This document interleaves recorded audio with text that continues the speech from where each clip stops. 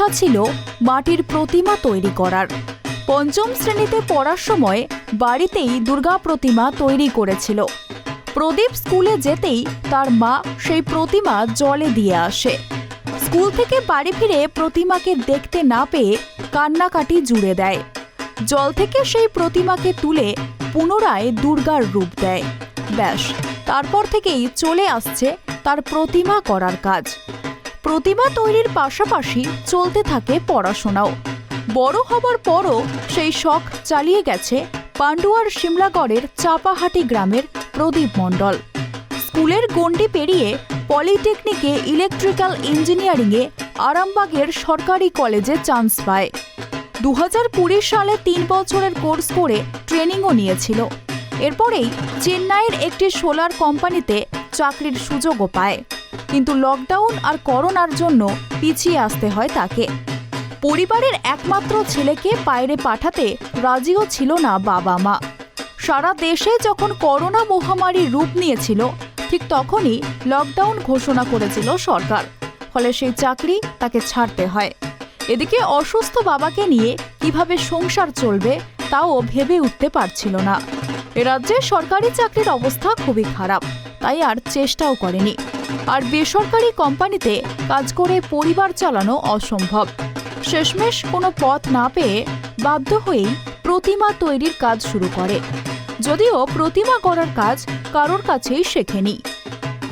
লক্ষ্মী, বিশ্বকর্মা, মনসা, কালীর পাশাপাশি এবছরই প্রথম বৈচিগ্রাম জিটি রোডের পাশে চলছে দুর্গা গড়ার কাজ। দুর্গা প্রতিমা করছি আমি ছোটোবেলায় করেছিলাম ফার্স্ট। তো তখন আমি ক্লাস 5-এ পড়তাম, তখন অতটা জানতাম না, নিজে নিজে যেটুকু পেরেছিলাম করেছিলাম।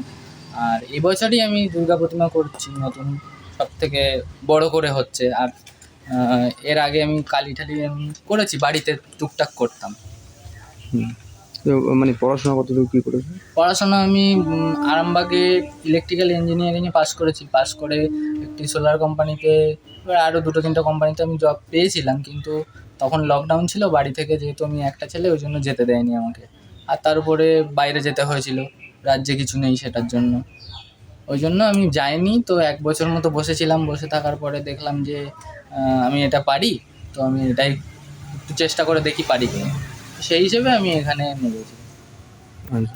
আর এই দুর্গা ছাড়াও কী কী করেছো? দুর্গা ছাড়া আমি কালী, তারপর বিশ্বকর্মা, মনসা সবই করেছি। এই যে তুমি দুর্গা ঠাকুর প্রথম শুরু করার পরেই কীভাবে তোমার কন্ট্যাক্ট হলো সবার সাথে? যে সবার সাথে কন্ট্যাক্ট বলতে আমি প্রথমে ঠাকুর বানিয়েছিলাম, বানিয়ে রেখেছি। যেহেতু এখানে খোলা হয়েছে, লোকজন এসছে, তারা অর্ডার দিয়েছে, তাদের ভালো লেগেছে তাই অর্ডার দিয়েছে তারা। আমি আগে থেকে বানিয়ে রেখেছিলাম। আর এই যে মানে একজন ইঞ্জিনিয়ারিংয়ের ছাত্র হয়ে দুর্গা করছো, কি বলবে এটা? না, কোনো কাজই ছোট নয়। আর এটা আমার নিজস্ব স্বাধীন কাজ। আমি যখন করছি, খুব ইচ্ছা হচ্ছে করছি, না হলে করছি না। আর চাকরি করলে আমাকে তাদের গোলামি করতে হতো, ওই জন্য আমি যেহেতু এটা এই যে ইঞ্জিনিয়ারিং করলে, ইঞ্জিনিয়ারিং করার পর সবারই তো একটা লক্ষ্য থাকে যে একটা চাকরির, বড় জায়গায় কোনো একটা চাকরি করবো। হ্যাঁ, লক্ষ্য বলতে আমার লক্ষ্য ছিল, কিন্তু তার থেকেও আমার ইয়ে ছিল যে আমি নিজের স্বাধীনে কিছু করতে চাই। তার জন্যই আমি দেখলাম এটা আমি পারবো, এটা খারাপও নয় কাজটা, 10 জনকে কাজ দেওয়াও যাবে এখান থেকে।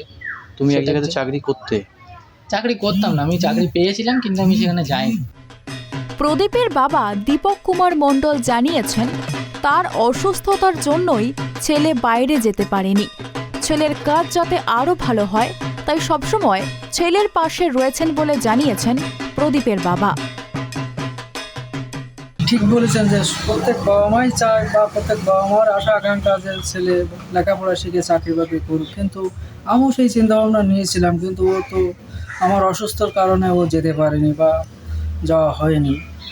আর তারপরে আমাকে বললো যে তাহলে আমি এই কাজটা যখন জানি, তখন আমি এটাই বেছে নিই।